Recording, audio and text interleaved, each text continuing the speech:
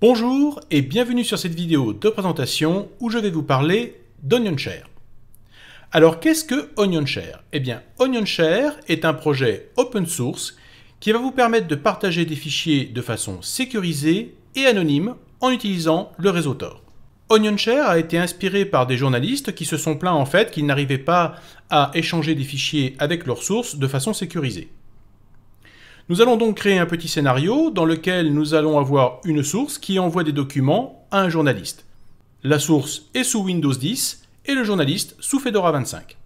Donc la source doit d'abord aller sur le site onionshare.org et cliquer sur OnionShare for Windows pour télécharger et installer le fichier d'OnionShare. Il doit également avoir installé précédemment le Tor Browser sur sa machine. Donc je l'ai déjà installé sur cette machine et je ne vous ferai pas l'affront de vous montrer l'installation parce qu'elle est vraiment extrêmement simple, il suffit de cliquer sur le bouton Install. Par contre, il ne crée pas de raccourci sur le bureau, donc vous devrez chercher dans vos applications OnionShare. Donc ici vous voyez que j'ai lancé OnionShare et vous voyez qu'il est très simple, c'est une petite fenêtre qui ressemble d'ailleurs un petit peu à Minilock que je vous avais présenté il y a quelques temps de cela. Mais ce qu'il faut savoir, c'est que contrairement à Minilock, OnionShare ne chiffre pas les fichiers.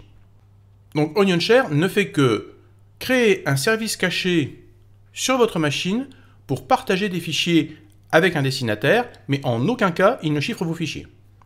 Avant d'utiliser OnionShare, vous devez d'abord avoir installé le Tor Browser. Et vous devez lancer le Tor Browser en même temps que OnionShare. Donc vous voyez ici par exemple que j'ai mon Tor Browser qui est lancé et que je vais simplement réduire car je n'ai rien de particulier à faire dessus, simplement le lancer afin que le réseau Tor soit actif sur ma machine. Ensuite, il faut que j'aille dans le menu File puis dans Settings. Ici nous avons plusieurs options en fonction de si on veut utiliser le Tor Browser ou alors si on a installé un service Tor sur la machine. Par exemple, pour ceux qui sont sur Linux, il sera peut-être plus intéressant de faire Connect using Control Port pour passer par le service Tor et utiliser le port 9051. Ici, comme nous sommes avec le Tor Browser sous Windows, nous allons utiliser Attempt Automatic Configuration with Tor Browser.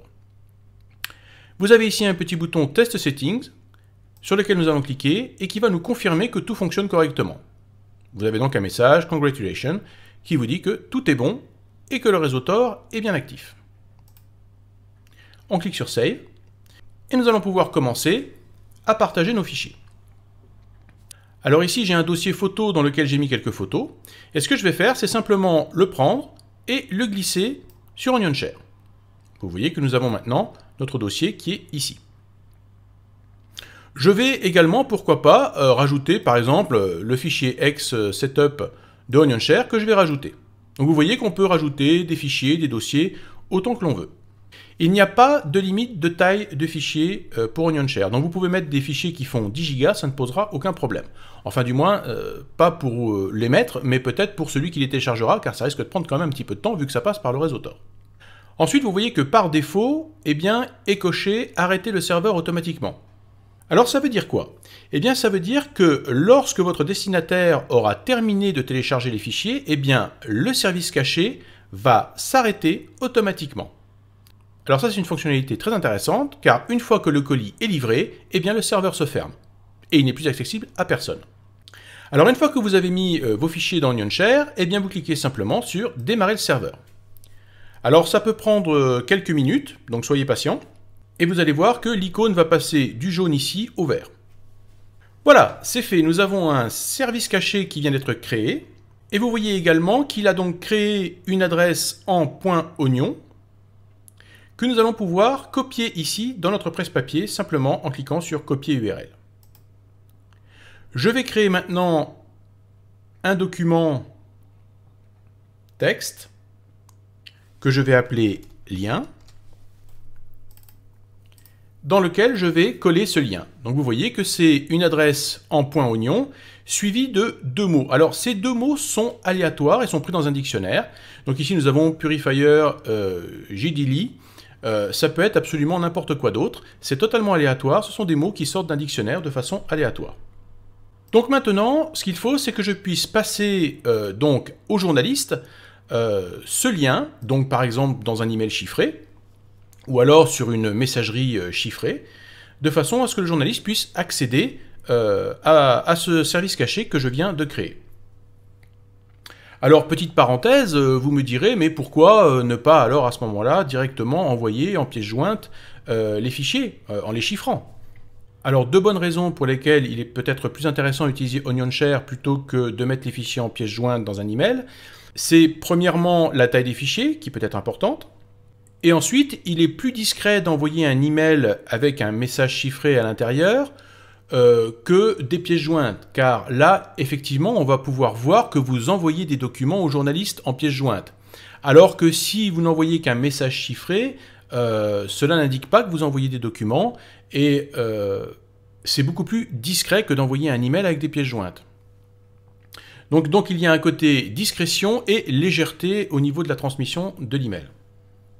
Ensuite, c'est particulièrement intéressant si par exemple vous utilisez une messagerie chiffrée de type Pidgin ou autre pour communiquer avec le journaliste. Donc voyons voir maintenant comment le journaliste va pouvoir faire pour récupérer ses fichiers. Alors notre journaliste, lui, est sur Fedora et il a installé le Tor Browser.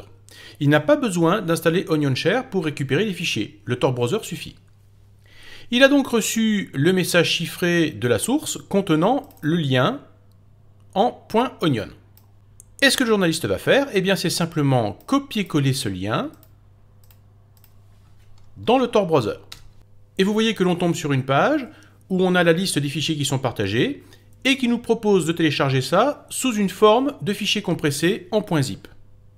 Donc on ne peut pas ici télécharger par exemple uniquement le fichier OnionShare Setup ou uniquement le dossier photo. On ne peut que télécharger la totalité sous la forme d'un fichier zip. Donc je vais cliquer dessus et je vais commencer le téléchargement.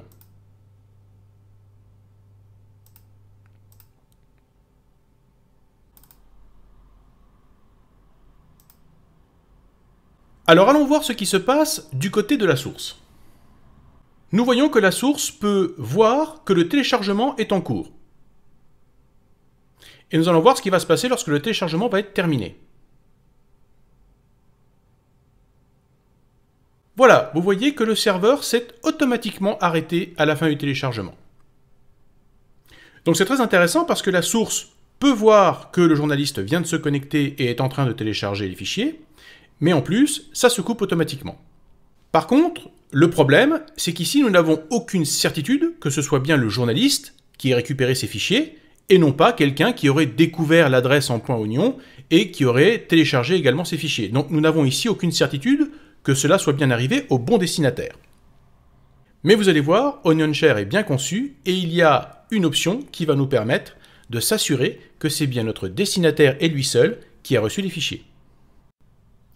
Alors pour faire cela, nous allons utiliser l'option Advanced qui est ici, nous allons cliquer dessus, et nous allons cliquer sur Create Stealth Onion Service. Nous allons continuer de garder arrêter le serveur automatiquement. Pourquoi? Parce que nous n'avons qu'un seul destinataire. Dans le cas où nous aurions peut-être plusieurs journalistes auxquels nous voulons partager ces fichiers, eh bien nous pourrions décocher ici cette case afin que le serveur reste ouvert après chaque téléchargement. On va le laisser comme ça. Et nous allons cliquer de nouveau sur démarrer le serveur. Donc ici, le réseau Tor va de nouveau nous créer une nouvelle adresse en .onion, mais il va nous ajouter un paramètre supplémentaire. Voilà, c'est fait. Donc vous voyez que maintenant, nous avons toujours le bouton copier URL, mais nous avons un autre bouton qui nous propose de faire copie de hide serve auth. Alors nous allons voir à quoi sert ceci. Alors on va rouvrir notre petit fichier texte que nous avions créé tout à l'heure. On va enlever cette ancienne adresse et nous allons faire copier URL. Donc une première ligne. Vous voyez qu'on a de nouveau deux mots totalement aléatoires ici. Et nous allons faire copy hide serve auth. Et vous voyez qu'ici nous avons donc une ligne qui commence par hide serve auth, l'adresse en .onion et ensuite un genre de mot de passe qui est ici avec des chiffres et des lettres. Et donc nous allons devoir envoyer ce fichier sous une forme chiffrée à notre journaliste. Voyons voir maintenant comment notre journaliste va pouvoir récupérer les fichiers. Donc notre journaliste a bien reçu le fichier chiffré contenant ces deux lignes. Et donc regardons ce qui se passe si je copie simplement la ligne de l'adresse en .onion dans le Tor Browser. eh bien nous voyons que nous arrivons sur une page soit d'erreur de connexion, soit de délai d'attente dépassé, qui indique en fait que nous n'arrivons pas à accéder au service. Donc cela permet déjà de nous assurer que si quelqu'un d'autre connaît cette adresse en .oignon, il ne sera pas capable d'accéder au service, il n'y aura que le journaliste qui pourra y accéder grâce à cette deuxième ligne qu'on lui a envoyée ici. Alors que faire avec cette deuxième ligne? Alors ce que va devoir faire le journaliste, eh bien c'est d'abord couper son Tor browser. Voilà, on éteint le Tor browser d'abord, et ensuite, eh bien, on va aller dans le dossier qui contient le Tor browser. Donc l'emplacement du dossier Tor browser, bien sûr, est variable en fonction de votre installation. Ici, moi, je l'ai dans dossier personnel, donc je vais aller dans Tor browser, browser. Je vais aller dans le dossier ici Tor browser, dans data, puis Tor, et je vais trouver ici le fichier Tor.rc. C'est le fichier de configuration du réseau Tor. Alors si vous avez du mal à le trouver, utilisez simplement les systèmes de recherche dans la fenêtre et tapez simplement Tor.rc et vous allez le trouver automatiquement. Donc nous allons éditer ce fichier Tor.rc.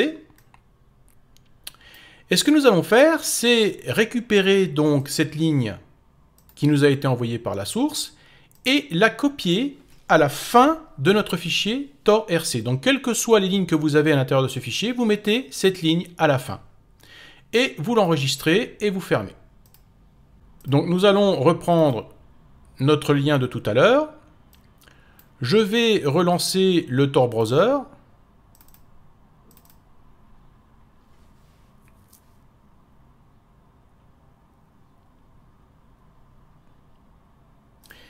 Et je vais maintenant recopier, comme tout à l'heure, la ligne de l'adresse en .oignon.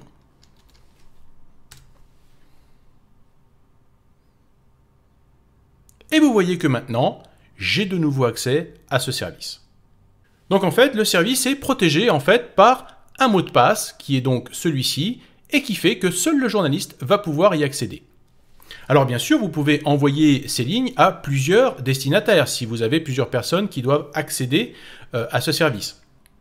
Donc vous voyez que OnionShare est un outil puissant et très intéressant pour partager de façon sécurisée et anonyme des fichiers avec d'autres personnes. Alors bien sûr, rien ne vous empêche de chiffrer également vos fichiers avec de l'AES 256 ou n'importe quel autre algorithme de chiffrement avant de les partager dans OnionShare. Cela rajoutera une couche de sécurité supplémentaire. Mais cela vous obligera aussi à prévoir des mots de passe que vous devrez passer à votre destinataire. En conclusion, si vous avez donc des fichiers à partager de façon anonyme et sécurisée, OnionShare est certainement le meilleur outil à votre disposition. Voilà, j'espère que vous avez aimé cette vidéo et je vous dis à très bientôt pour d'autres vidéos.